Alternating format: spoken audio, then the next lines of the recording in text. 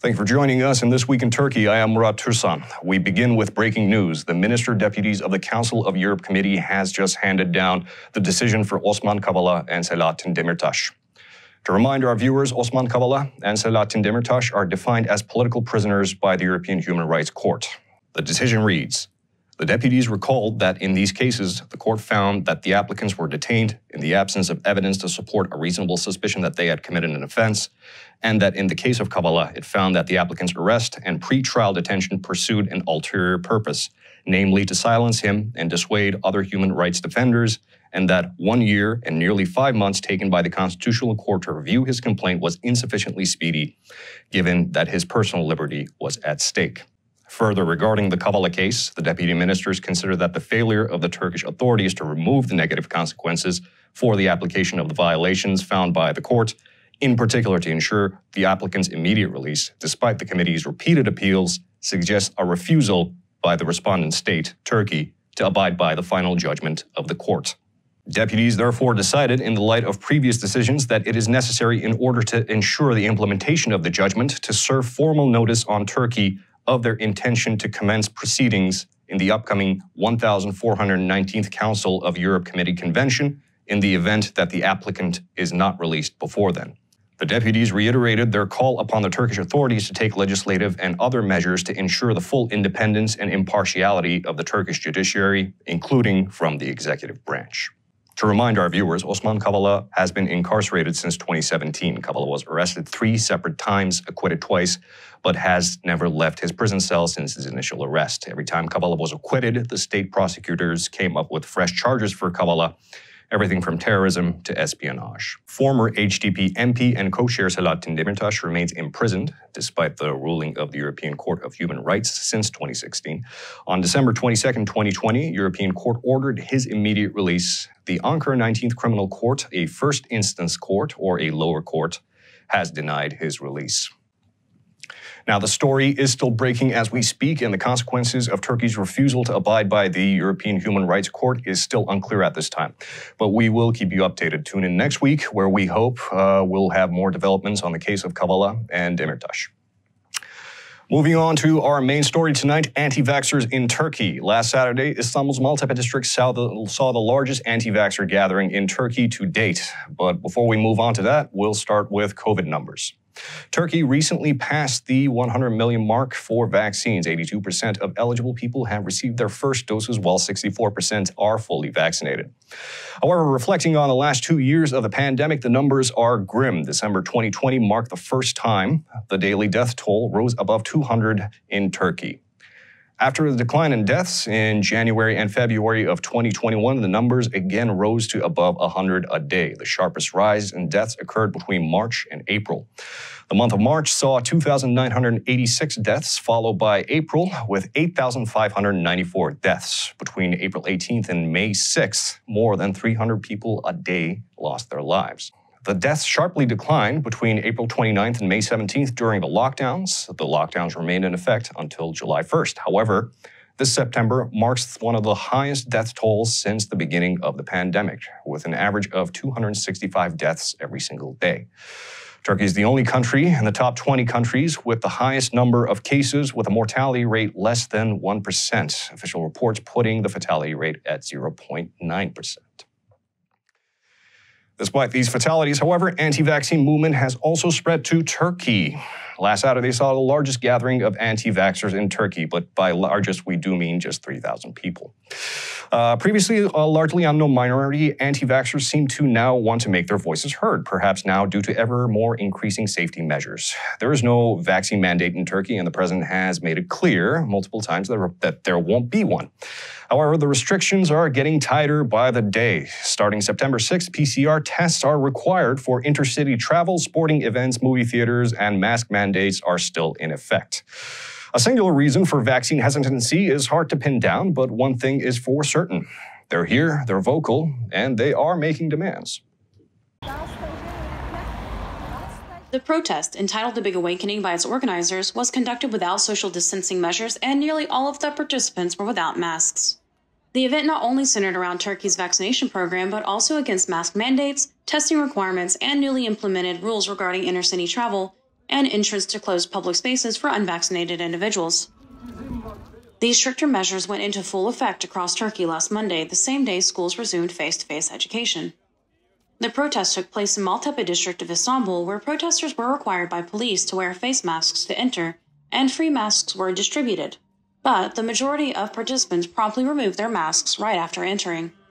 Although the Maltepe district governor had not authorized the gathering due to COVID risks, permission was granted by the Istanbul governorate. Many in attendance expressed skepticism at the information provided by the health ministry as well as the rapid vaccine development process. One protester noted that while vaccine development usually takes several years, the existing coronavirus vaccines were developed in just months, arguing that their long-term effects are still unclear. Several prominent writers and journalists spoke at the event, notably Abdurrahman Dilipak, a controversial religious conservative who recently made headlines calling women who supported the Istanbul Agreement prostitutes. In his speech, Dilipak made 5 demands: closing of the World Health Organization, lifting of PCR testing requirements, funding of research with the aim of proving that COVID does not actually exist, lifting of mask requirements, and the establishment of a parliamentary commission to investigate microchipping of humans and animals. "We are here to challenge the global powers," Dilipak said, also arguing that images and reporting of coronavirus casualties were designed to scare citizens and make them believe in the disease. Turkey's anti-vaccination movement, while not as prominent or organized as many in other countries, saw perhaps its largest venue yet with Saturday's event. Although vaccine opposition and hesitancy remain major hurdles for Turkey's ongoing vaccination drive, the anti-vax sentiments are not mainstream. Meanwhile, Turkey readies the launch of the Turkivac vaccine. Health Minister Selahattin has announced that a locally developed vaccine will soon be submitted for emergency approval. The vaccine is likely to enter mass production in October if granted emergency approval. For emergency approval, vaccines must pass through a clinical study phase. Following the emergency approval, then formal authorization. The Turkivac vaccine, developed by Erciyes University and the Directorate of Turkish Health Institutes, is an inactive type vaccine similar to Sinovac, also widely used in Turkey. In his announcement, the health minister specified that emergency approval does not mean full authorization, and that approval can be rescinded if the vaccine is shown to have serious side effects. Joining me now to comment on the matter, clinical psychologist Dr. Hivren Özkol. Doctor, thank you for joining us. Thank you for having me. Doctor, I'd like to start off by asking you perhaps a very basic question, but a question important nonetheless. Why are some people skeptical of vaccines? We hear a lot of reasons from vaccine skeptics. Some people are fearful of vaccines' potential side effects. Others go as far as to claim that COVID doesn't actually exist and is a conspiracy by Bill Gates so he can microchip people. As a clinical psychologist, what is your opinion on the anti-vax movements? Why are some people simply anti-vaccine? We don't talk about a homogeneous group. There are people with different worldviews, different political opinions, and different thoughts and emotions about it. But there are some commonalities among those people. So we see that generally these people define themselves as nonconformists, and they believe that they refuse what is told to them, and they reject general consensus, which is to get vaccinated. So this gives a sense of identity, and also being a part of group also make them gives a meaning to their lives. So we live in a difficult times, because of the globalization and because how this world gets complicated. To understand the world and to understand the problems in the world gets complicated. So we deal with, different terms like post-truth. So everything gets confused. People get confused about what is true, what is not, what is real, what is not. So it's difficult to make a meaning out of the world and what happens in it. So this anti-vaccination and these thoughts around it gives a meaning to this group of people. And also we see that, all research about anti-vaccination show us that those people have tendency to conspiracy theories. And we know that conspiracy theories give a simplistic view of the world. So it's easier to understand and make a meaning of the world. And because of all this injustice and problems in the functioning of the world and this difficulty in understanding the world, makes people feel different emotions like anger, disappointment, confusion.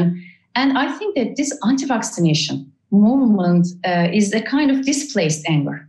These people displace their anger, their opposition, this sense of rejecting what is told to them, and they direct it to this anti-vaccination movement. I see. Mm-hmm.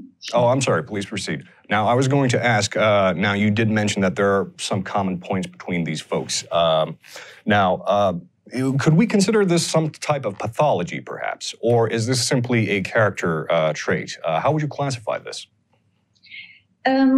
We can say that they generally use this defense, immature defense we call it, denial. It's difficult for these people to accept reality. Because we know that in these difficult times, generally groups have this tendency to regress. So they use primitive or immature defenses like denial. It's easier to cope with the new developments. So after pandemic, we see this, in this group of people, we see denial as a defense and refusing reality. Because this belief, I observe and read, what they believe and how they understand these new developments. I think that some people believe that nothing will happen bad, nothing bad will happen to them. Like they will not get ill, even if they get ill, they won't die. Nothing bad will happen to them. So this is also part of refusing reality. Reality creates or brings up overwhelming emotions. And for those people, it's difficult to tolerate those emotions. So they tend to deny the reality that, of course, something bad might happen to them. And we are vulnerable. And some people have difficulty, we all have difficulty accepting our vulnerability and uncertainty in life. And we may die, we may get ill. But for those people, it's much more difficult. So they have this tendency to deny that something will happen to them. Or either some other group of people, they believe that they will get hurt by vaccination. So those people are in the other side of the continuum. They believe that they may get hurt easily because of vaccination. But the difference is that if you get hurt because of an illness, there's nothing you can do. It's not it's not a result of your choice. So this makes it different. Then they can believe that it's because of God or it's because of destiny and they didn't have anything to do about it. But if they get vaccinated and if they get hurt after vaccination, it's because of their choice. So choice is related to responsibility. They don't want to take this responsibility. They don't want to get ill because of their choice. So it's about, adulthood is about making choices. But it seems like those type of people, they have difficulty accepting that they have to make choice. So especially those people among this anti-vaccination group, those people have tendency to not to define themselves as anti-vax, they are against vaccination. They just not get vaccinated. I see. So it's kind of, I believe I can interpret what you're saying as to, I don't know if this vaccine will help and I don't know if this vaccine will hurt. So if I take no action, it's really not my responsibility and whatever happens, happens. It's kind of a rationalization that everything is kind of out of your hand. Am I interpreting that correctly? Yes. Absolutely. All right, perfect. And I want to move on to another question. Now, anti-vax movement is not really a new phenomenon. Surely by now everybody's heard of the pseudoscientific theory that vaccines cause autism or cancer or what have you. And this movement has been steadily growing in the West. However, in Turkey, anti-vaxxers are a minority, a negligible minority. The last weekend's demonstration only saw 3,000 people when they were aiming for 100,000, perhaps. They overestimated by a little bit. But this does bring us to a crucial point. Now, do you think that this is due to a cultural difference between Turkey and the West? Are there cultural differences that make the anti-vaxxers a small minority in Turkey? Or is this something that is just starting out? Is it something that can grow in the future, perhaps? I guess we will see what will happen, whether it's going to increase in Turkey or not. We don't know that yet. But we know that culturally in Turkey, individuals have tendency to believe the authority. So what authority says has an important impact, has a big impact on people's decisions. And we see that political party in power and opposition parties, they all agree in general, majority, they agree that we should get vaccinated. And we get those, the opinions from doctors and other people who have, who have expertise on this. They all agree that we should get vaccinated. And Turkey is still not an individualistic culture. So these views affect people. But we see that, in these gatherings, we see that there are different peoples and they come from different political views. They come from different backgrounds, but they share this common purpose about no to vaccination. So it's a little bit complicated. We can't really define this group and define the impact of culture. And it's still, we are still observing it. But in general, in contemporary culture, in traditional cultures, illness and death is more part of a real world, part of our ordinary life. But in contemporary cultures, we separate this illness and death and emotions about those things as if it's not part of our reality.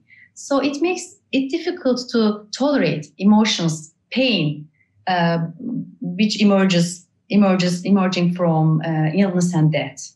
So that's why this group of people have this tendency to get a definite, crystal clear truth about what's going to happen. So conspiracy theories provide this information to them.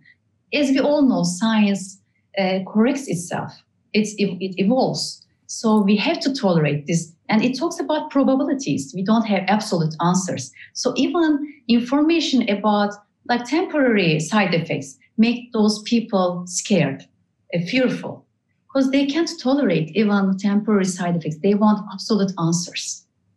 And it's not possible. Life is not about, there's nothing absolute about life. Everything is more complicated, much more complicated than we want it to be. We have to tolerate uncertainty. So we see that those people have this difficulty to tolerate this uncertainty. I see. So it has two layers, individual, but from an individual point of view, and also in general, how world has changed with this globalization and this, post-truth period. So it both affects, I think, how people need really crystal clear truth. I see. So effectively, the most true answer is the most uncertain answer in some situations, unfortunately. And I do have a follow-up question to this. Now, most Turkish people might say that Turks have a tendency to embrace conspiracy theories a little bit.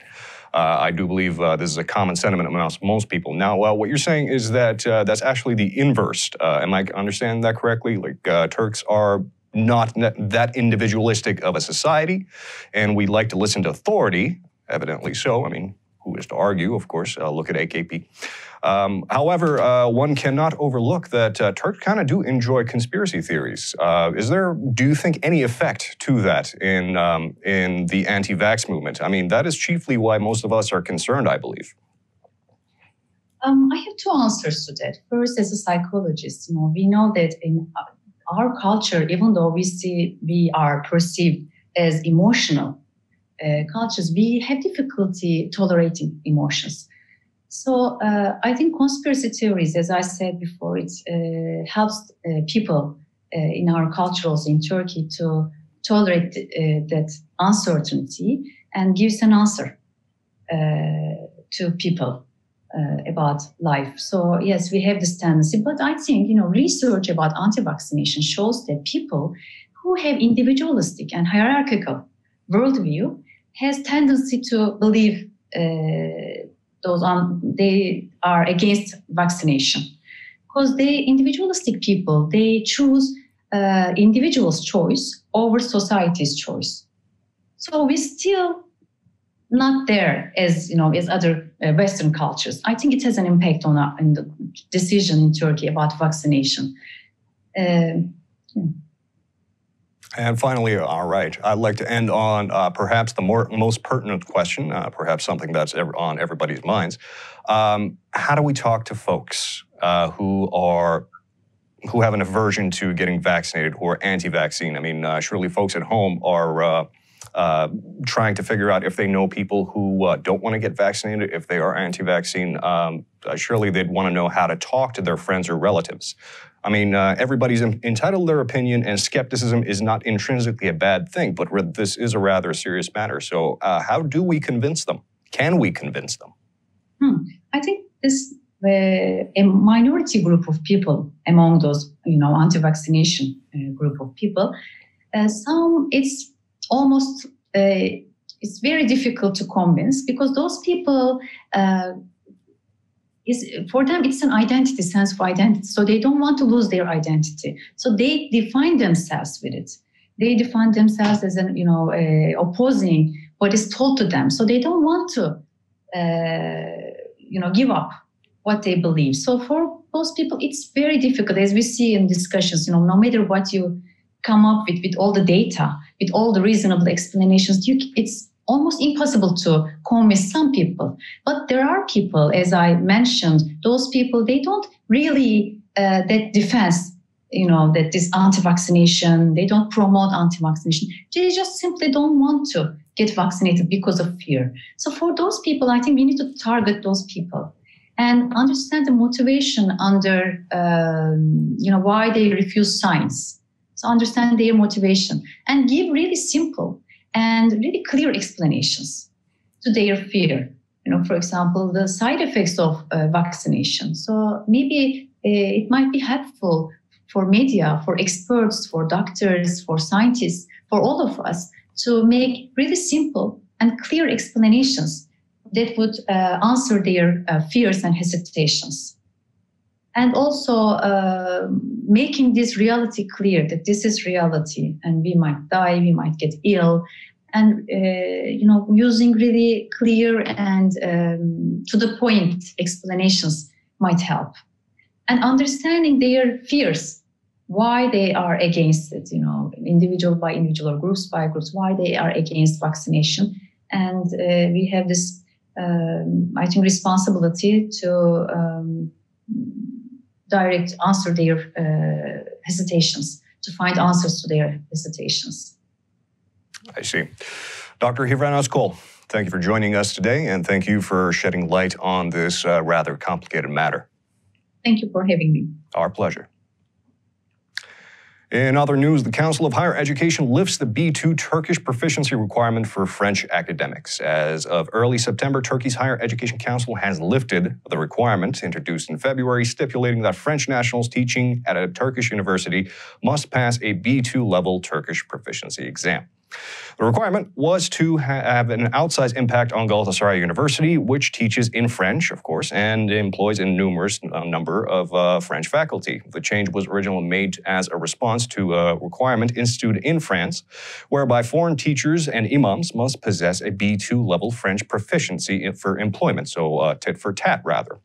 Though the decision was withdrawn, its scars remain. The faculty staff that departed Galatasaray University state that their faith has been deeply shaken by the event, revealing a frail and delicate predicament.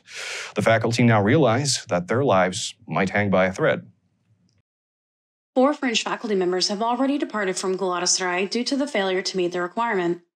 2 other faculty members were given until September to reach B2 level. According to information from Galatasaray University, the requirement was formally lifted on September 2nd. French academics who spoke to Medyascope said that the requirement and its sudden reversal had shaken their faith in Galatasaray University institution and the Higher Education Council.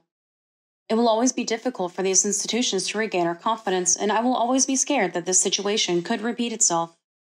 Dr. Ilgiz Yilmaz Altuntaş, director of Galatasaray's Foreign Language School, spoke to Medyascope in August while negotiations to lift the requirements were still ongoing. The professor expressed at the time that Galatasaray's rector was in talks with Turkey's foreign ministry to find a solution to the issue, saying that the talks are underway to find reconciliation within a framework of reciprocity. Despite some conciliatory overtures and statements made by the university spokespeople, The Turkish requirement instituted by the Council of Higher Education was in fact the result of a bitter diplomatic discord between the two countries, whose relations have often been strained.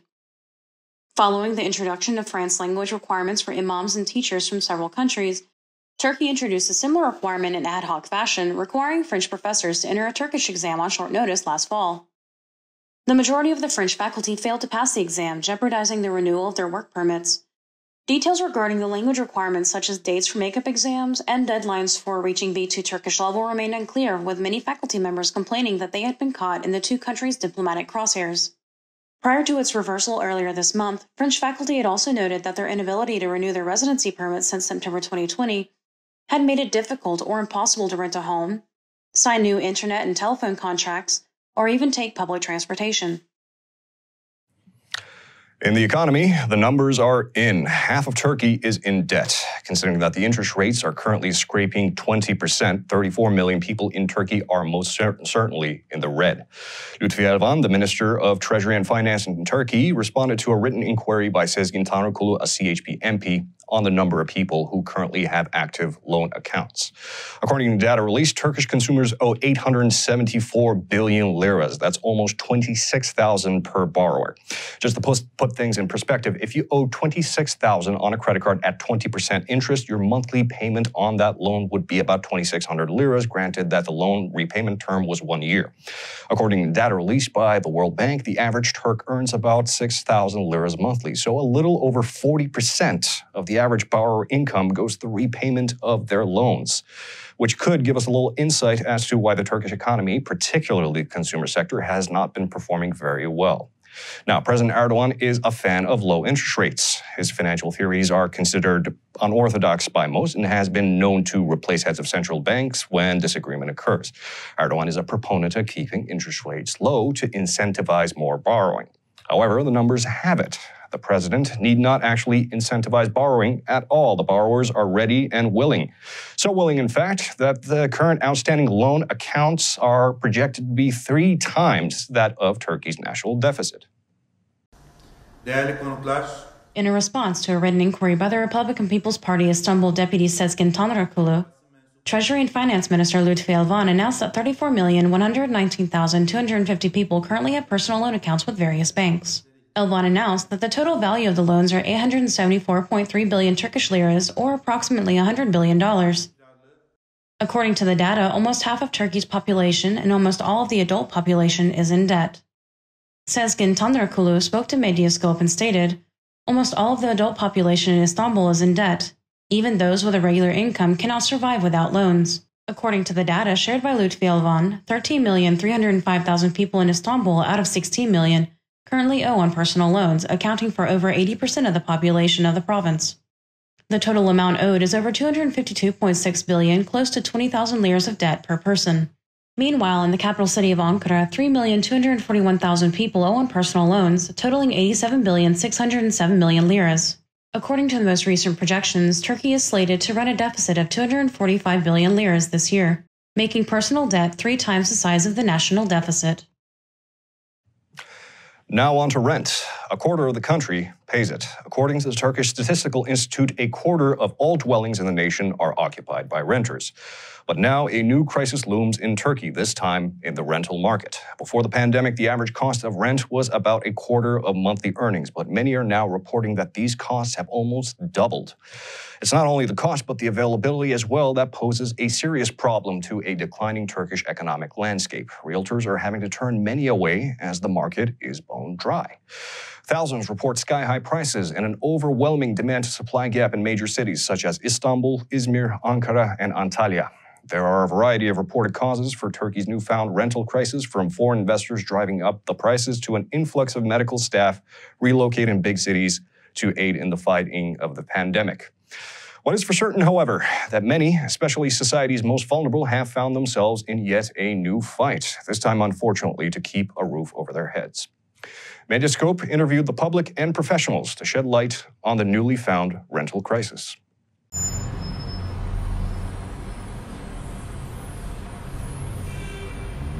Yurtlara olan talep. Due to the pandemic, demand for student residences decreased while demand for houses increased. Also, this area has a lot of foreigners, which also causes prices to climb. There must be a mechanism for controlling rents. If we leave it to the free market and people are able to charge the rents they please, it will not be possible. Yani kime olmaz?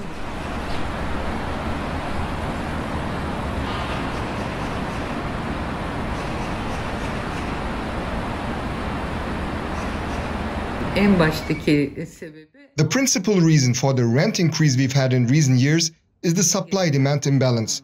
Antalya is a tourism center, so it's a place that is advertised a lot. The demand from domestic and foreign tourists is quite high.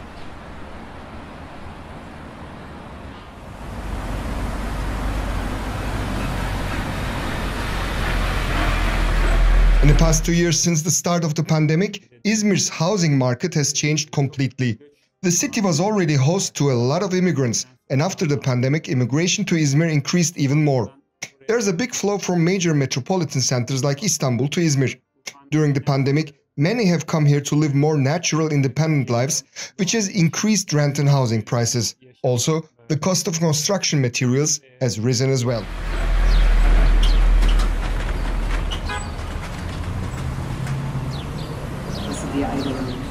Comparing rent prices before and after the start of the pandemic, we see nearly a 60% increase. There's a very important reason for this. Due to the pandemic, old renters are not moving out of their places. As a result, the number of properties defined as rental properties in the market has decreased to very few. Together with this, there is high demand. This has been This Week in Turkey. I am Murat Türsan, and thank you for joining us.